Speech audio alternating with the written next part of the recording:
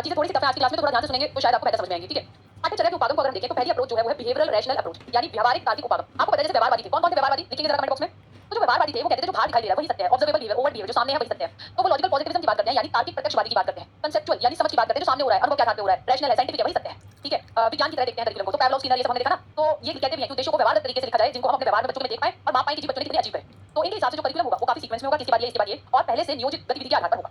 ठीक, तो हमारा बिहेवियरल रैशनल अप्रोच व्यवहारिक तार्किक उपागम में लॉजिकल पॉजिटिविज्म समझ में आया। देखो भाई सिंपल है, इसको बहुत ज्यादा रटना नहीं है। ठीक है, इसको हम ऐसे बनाते हैं, उपागम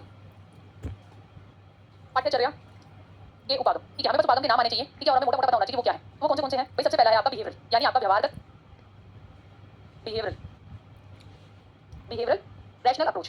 ठीक है, तो यहाँ पर लिखेंगे व्यवहारगत तार्किक उपागम, बिहेवियरल रैशनल अप्रोच। फिर से समझा देती हूँ ये क्या होता है। देखिए व्यवहारवादी जो होते हैं वो हमेशा कहते हैं कि पूजा मैं कहती हूँ पूजा से उसने पता नहीं कैसे लेट हो गया, बड़ा बात होती है। हाँ, क्या है, हमने हो गया, स्किनर हो गया, थॉर्नडाइक हो गया, तो जो सामने दिखाई दे रहा है वही सत्य है। तो ये अनुभव के आधार पर, जो प्रयोग के आधार पर, व्यवहार करिकुलम को भी एक साइंटिफिक नजरिए से देखते हैं और लीनियर तरीके से पहले से मेंशन करेंगे कि ये गतिविधियों के आधार पे हमारा पाठ्यचर्या का निर्माण करना है, तो सब उस पे आधारित होगा। ठीक है, इतना समझ में आएगा। ठीक, आज सुनीता देखिए स्पेशल वालों को सब देखना है, ये उन सबके में आपके में दूसरा है भाई आपका सिस्टम्स मैनेजरियल अप्रोच। देखिए सिस्टम्स मैनेजरियल अप्रोच जिसको हम प्रणाली प्रबंध उपागम कहते हैं। इसमें क्या होता है, इसमें क्या होता है, करिकुलम को देखा जाता है जैसे कि एक सिस्टम के तौर पर। जैसे इंजीनियरिंग होती है ना, इंजीनियरिंग में हमारा जब हम इंजीनियरिंग बीटेक वगैरह भी करते हैं तो इंजीनियर्स जो होते हैं, इंजीनियरिंग के विषय होते हैं वो काफी स्ट्रक्चर्ड होते हैं। ठीक है, ऐसे वो कहता है कि जब हम सिस्टम मैनेजरियल अप्रोच अगर करिकुलम डेवलपमेंट में लगाएंगे तो भाई हमारा सब कुछ बड़ा व्यवस्थित होगा। ठीक है, डिजाइन होगा, उसको मूल्यांकन करेंगे, स्ट्रक्चर्ड तरीके से चीजें होंगी। ठीक है, जिनका प्रबंध किया जाएगा, काफी साइंटिफिक तरीके से चीजें चलेगी। ठीक है, इससे हम सिस्टम मैनेजरियल की किस तरीके से हम लोगों को मैनेज करेंगे वो भी आपका बहुत व्यवस्थित तरीके से होगा।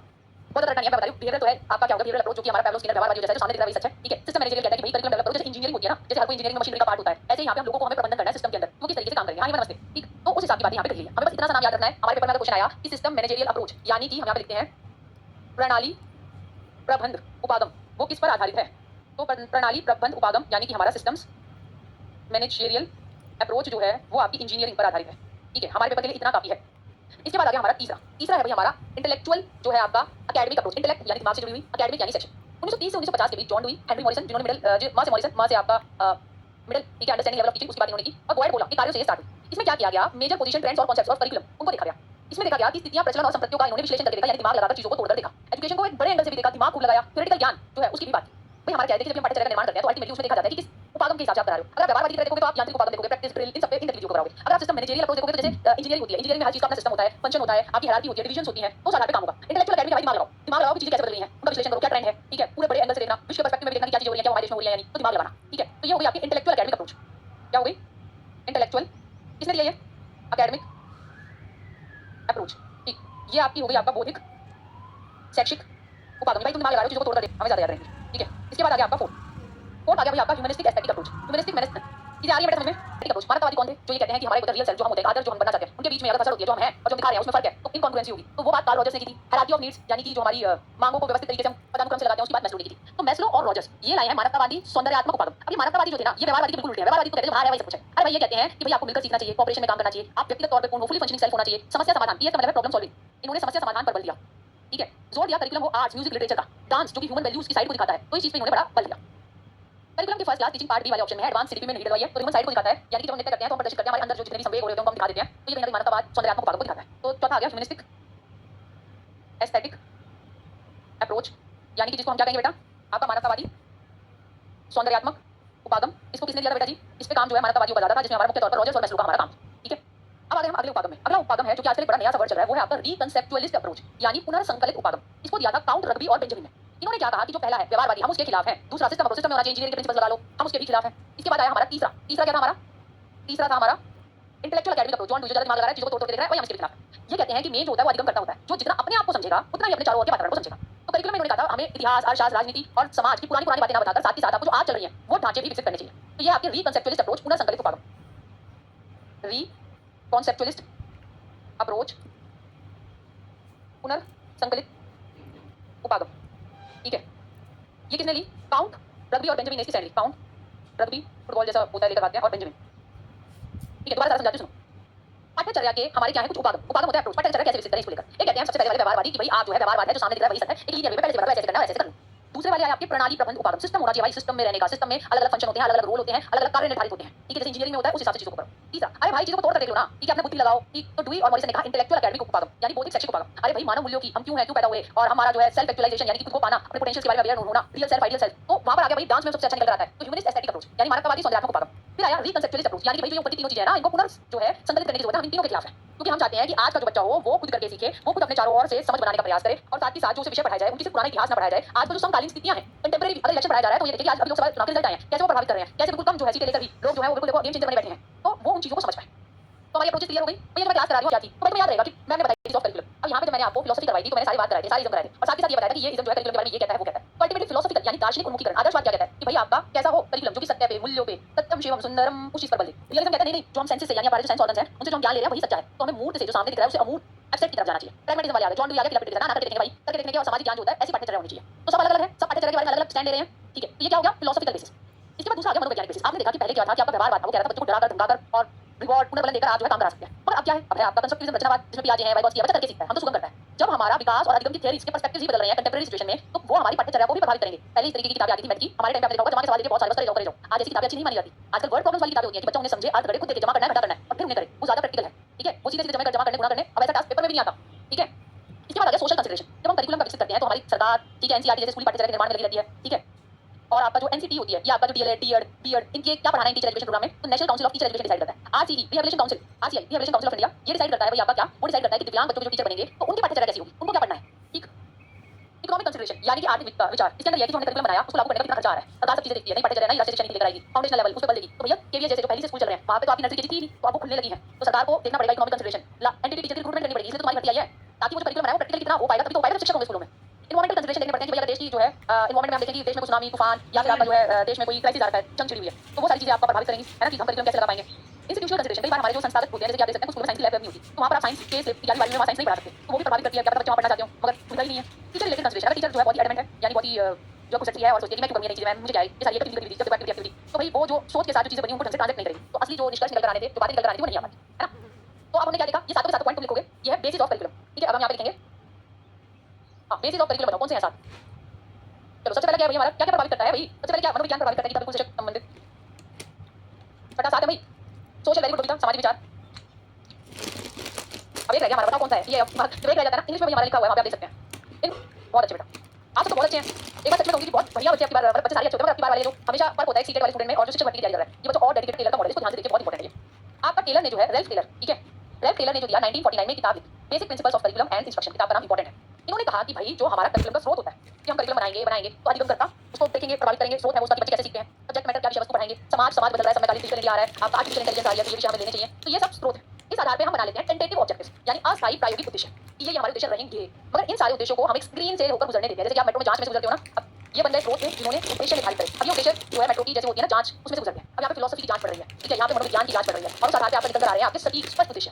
पहले तो ये टेंटेटिव थे, मगर आप निकल कर आ रहे हैं बिल्कुल सही स्पष्ट। अब उद्देश्य आ गए तो उद्देश्य आपने निर्धारित कर लिया, अब उद्देश्य के आधार पर आप बच्चे को सीखने के अनुभव प्रोवाइड करोगे। अच्छा मेरा उद्देश्य ये है कि बच्चे जो है करके सीखते हैं, ठीक है, तो मैं उस तरीके का अनुभव बनाऊंगी कि जहाँ पे समान हो, जहाँ एक्टिविटी कर पाए, और फिर एंड में देखूंगी मूल्यांकन कि मेरे उद्देश्य कितने अचीव हुए। मूल्यांकन हमेशा एंड में होता है, सिलेक्शन ऑफ ऑब्जेक्टिव्स पहले होता है, ठीक है। तो टेलर का ये मॉडल है, क्या हर चीज एक के बाद एक है, इसमें ये होगा ये होगा ये होगा ये होगा, सब चीजें एक के बाद एक है, हाँ या नहीं, बताइए बेटा। ये तो तुम्हारे बच्चे के हाथ में फोन है क्या, ये बात समझ में आ गई, इसलिए हम इसको लीनियर यानी रैखिक कहते हैं। तो अब आ गया हमारा रेल्फ टेलर ने हमारे 4 स्टेप दिए थे करिकुलम डिजाइन के, ठीक है। चार सवाल वाले अंकल, इनको याद करेंगे, टेलर अंकल टेलर अंकल ने 4 सवाल की बात की।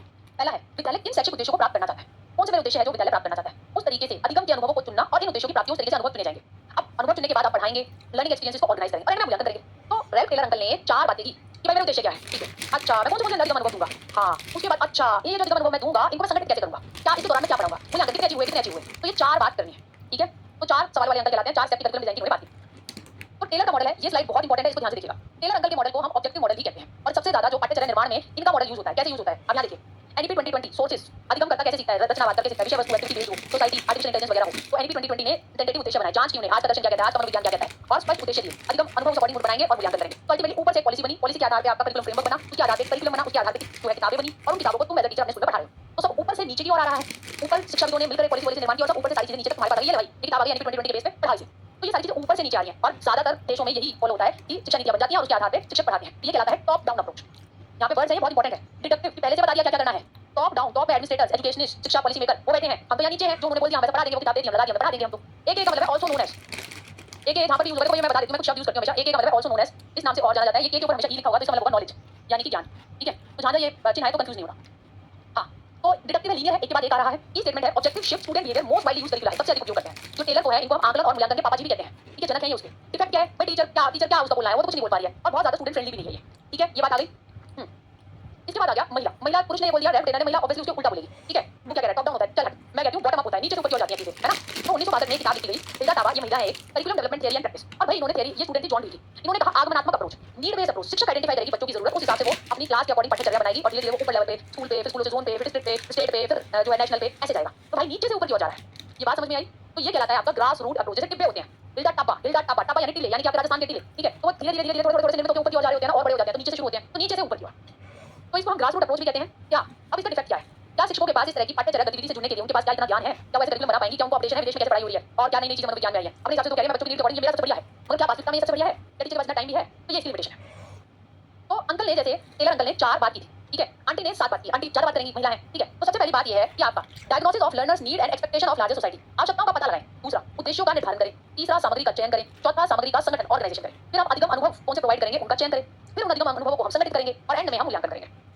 समझ में आया? यहाँ तक किसी को दिक्कत है तो पहले बताओ, फिर आगे चलूंगी। ठीक है, देखो ये अंकल आंटी लड़ रहे हैं, ठीक है, इस चीज को याद करो। ये अंकल कौन है? Taylor uncle. आंटी कौन है? Hilda Taba. अंकल ने क्या बात की? इन्होंने एक डिडक्टिव रूल पहले से बता दो, टॉप डाउन प्रिस्क्रिप्टिव पहले ही बता दिया। लीनियर रेट ये है, उद्देश्य निर्धारण करेंगे। ठीक है, तो इन्होंने अंकल के 4 सवाल वाले अंकल। आंटी क्या है? ज्यादा बोलती है, 4 जवाब वाली। 4 पूछ के देखो, मैं तुम्हें 7 जवाब दूंगी।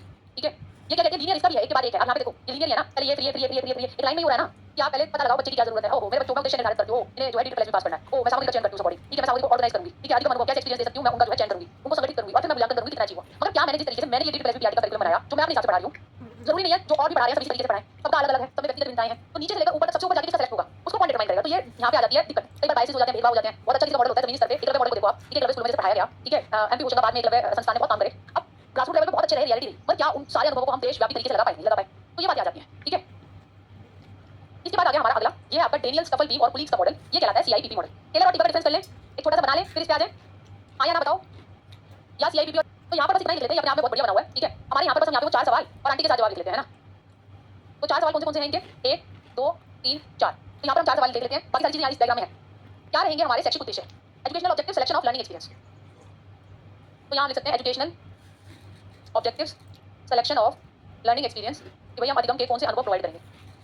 ठीक, इसके बाद क्या आ गया हमारा? इसके बाद आ गया हमारा यहाँ पे अनुदेशन और कैसे हम ऑर्गेनाइज करेंगे लर्निंग एक्सपीरियंस को। तो हम यहाँ लिख सकते हैं इंस्ट्रक्शन एंड, हिंदी में लिख लेना जिसको हिंदी में याद होता है, and organization of learning experience. और एंड में क्या होगा? चौथा, मूल्यांकन। ठीक है, यहाँ पे आप देख सकते हैं एंड में हमारा ये effectiveness of learning experience to be evaluated, मूल्यांकन। तो हमारा क्या हुआ? उद्देश्य के अनुसार हम अधिगम अनुभव क्या प्रोवाइड करेंगे, अधिगम अनुभव को हमने कैसे दिया और फिर एंड में मूल्यांकन। ये 4 बातें यहाँ पर हो गई। ठीक, अब यहाँ पर हमारी 7 बातें हैं। ठीक है, ये 7 बातें हम देख सकते हैं, आवश्यकताओं का निदान, उद्देश्यों का निर्धारण, सामग्री का चयन, सामग्री का संगठन, अधिगम अनुभव का चयन, अनुभव का संगठन। देखो हम इसको कैसे याद करेंगे। ठीक है, हम यहाँ पे लिखते हैं पहले 1 से 7, 1 2 3 4 5 6 7। यहाँ पे हम लिखते हैं सबसे एंड में मूल्यांकन। ठीक है, यहाँ पर हम लिखते हैं अधिगम अनुभव। ठीक है, यहाँ पर हमारा क्या आएगा? अधिगम अनुभव का चयन और संगठन। ठीक है, तो यहाँ पे हम लिख देंगे चयन और यहाँ लिख देंगे संगठन। अब यहाँ पे आ गया हमारा सामग्री, जो जिससे हमें पढ़ाना है उसका हमने चयन कैसे किया, उसका हमने संगठन कैसे किया। यहाँ क्या आ गया? हमारे उद्देश्य। और इस सबसे स्टार्टिंग है डायग्नोस, यानी कि आप पता लगाते हैं, निदान। ठीक, तो आगे सारा। ठीक है, इसी तरीके से बस इस चार्ट को करेंगे। हिल्डा और टाबा आपस में जो, हिल्डा टाबा तो एक ही है, टाबा जो है टेलर अंकल से जो लड़ रही है वो हमें समझ में आ जाएगा। ठीक, हाँ, तभी मेरा वीडियो तो चल रही है, सबकी चल रही है, आपकी क्यों नहीं चल रही है? ठीक, इसके बाद आ गया हमारा सीआईपीपी मॉडल। सीआईपीपी यानी कि आपका सी का मतलब है संदर्भ इवैल्यूएशन। ठीक है, आई का मतलब है इनपुट इवैल्यूएशन, योजना इवैल्यूएशन। पी का मतलब है प्रक्रिया मूल्यांकन। इस पी का मतलब है प्रोडक्ट यानी कि आपका उत्पाद मूल्यांकन। तो सीआईपीपी मॉडल किसने दिया था? पेपर में बस इतना आएगा, और सीआईपीपी की फुल फॉर्म उससे ज्यादा नहीं आएगा। तो हमें याद रखना है ये डेनियल स्टफल बीम ने और उसके साथियों ने दिया था। ठीक है, 1960 के दशक में दिया था। देखिए, जब भी हम संदर्भ से मूल्यांकन करते हैं तो हम ये देखते हैं हमें क्या करना चाहिए। इनपुट हम देखते हैं कि हम ये कैसे करना चाहिए, प्रोसेस क्या जो हम कर रहे हैं, जो हम लेकर चले थे योजना के अनुसार, क्या हम वैसे कर रहे हैं। प्रोडक्ट क्या कार्यक्रम सही से जो हमने सोच कर किया था वो हुआ या नहीं हुआ। देखिए कॉन्टेक्स्ट है, संदर्भ में हम देखेंगे भाई इसका फायदा किसको होगा, इसकी जरूरत क्या है, संसाधन क्या है, समस्या क्या है, बैकग्राउंड क्या है और पर्यावरण क्या है। इनपुट जो इसके अंदर आएंगे, जो इसमें शामिल होंगे, स्टेक होल्डर, स्ट्रेटजी, बजट कितना रहेगा, किसको कवर करेगा, रिसर्च क्या होगी, प्रोसेस जो वो चल रहा है, जो उस करिकुलम को लगा रहे हैं, तो हम ये देख रहे हैं कैसे वो विकसित हो रहा है, कैसे वो इंप्लीमेंट हो रहा है, कैसे वो मॉनिटर हो रहा है, कैसे उसमें फीडबैक मिल रहा है। और प्रोडक्ट निकल कर के आया, जो हमने करिकुलम लगाया बनाया, क्या वो सच में प्रभावशाली था, क्या वो सच में किसी और जगह हम उठा के लगा सकते हैं क्या। आपने देखा होगा जब भी पाठ्यचर्या लगाई जाती है उससे पहले पायलट प्रोजेक्ट चलते हैं। पायलट प्रोजेक्ट क्या होते हैं? छोटे एरिया में, छोटे स्कूलों को लगा देते हैं, कुछ छोटे एरियाज में, अगर वहां से आपके सफल परिणाम आते हैं प्रोडक्ट तौर पे, तब फिर वो बड़े लेवल पे लगा देखते हैं। आपने पढ़ा है ना पायलट प्रोजेक्ट, पढ़ा है भैया? आज चुप मत रहो, इतनी मुश्किल नहीं है क्लास, 2 बार देख लेना। ठीक है, मैं अपनी तरफ से बहुत आसान करने की कोशिश कर रही हूँ। इसका इंपैक्ट क्या रहा, इफेक्टिवनेस क्या है, ट्रांसपोर्ट या आप कहाँ लगा सकते हैं, सस्टेनेबिलिटी, एडजस्टमेंट कितना बढ़िया है एडजस्ट होने के लिए। तो हमें बस क्या क्या आज की क्लास में बेटा हमें क्या करना है। ठीक है, एडिट मॉडल भी बताऊंगी। ठीक, एक तो हमें ये वाली स्लाइड करनी है कि करिकुलम पाठ्यचर्या के उपागम ये होते हैं, ये हमारे करिकुलम के बेसिस है। ठीक है, फिर हमें रैल्फ टेलर ने जो ये आपका किताब लिखी 1949 में, basic principle of curriculum instruction, और इनको मापन का पापा भी कहते हैं। और इस तरीके से हमारा लीनियर वे में हमारा करिकुलम विकसित होता है, उसकी बात। ये सबसे ज्यादा मॉडल जो यूज होता है स्कूलों में वो टेलर का मॉडल है, आंटी का नहीं है, हिल्डा टाबा का नहीं है।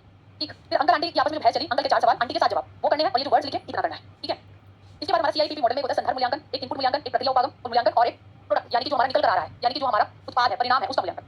और इसके बाद आ गया हमारा एडी मॉडल। एडी मॉडल का अगर हम देखें, पेपर में क्वेश्चन आया हुआ है कि एडी की फुल फॉर्म क्या है। तो ए से मतलब है एनालिसिस, यानी कि हम विश्लेषण करते हैं। विश्लेषण किस चीज का करेंगे कि आपकी स्थिति का, ठीक है, जो गैप यानी जो गड्ढे हैं जो आपको पढ़ने हैं, ठीक है। हाँ, मेरी क्लास में लास्ट ये टॉपिक है। डी से है आपका डिजाइन, ठीक है। अपने एनालिसिस के बेस पर आप निर्णय लेते हो, डिजाइन करते हो बेस्ट पॉसिबल अधिगम अनुभव जो आप बच्चे को प्रोवाइड करेंगे। डी का मतलब इस वाले का है डेवलपमेंट, यानी कि आपका विकास। अब आप क्या करते हो, अधिगम अनुभव को बच्चे के लाइफ से जोड़कर करवाते हो। आई क्या मतलब है इंप्लीमेंटेशन, यानी क्रियान्वयन, कि जो आपने किया, आप जो आपने सब डिसाइड किया, आप उसे लगाकर देखो। और एंड में है मूल्यांकन कि भाई चीजें कैसी रही। तो एडी मॉडल में हमें ज्यादा याद नहीं करना, एडी की फुल फॉर्म याद करनी है। ए से एनालिसिस, हमने देखिए विश्लेषण किया, ये करिकुलम से होता है, डिजाइन किया, उसके अकॉर्डिंग हमने बनाया, डेवलप किया, उसको धीरे-धीरे विकसित किया, फिर लगा के देखा, इंप्लीमेंट, और एंड में मूल्यांकन किया, किसको कितना आया। तो ये है आपका एडी मॉडल। बहुत ज्यादा बिहार सेट अभी जो हुआ था उसमें एडी मॉडल के क्वेश्चन आए थे, ठीक है। तो करिकुलम हमारे यहाँ पे फिनिश होता है। हालांकि एक दो चीज रह रही है, वो मैं कल की क्लास में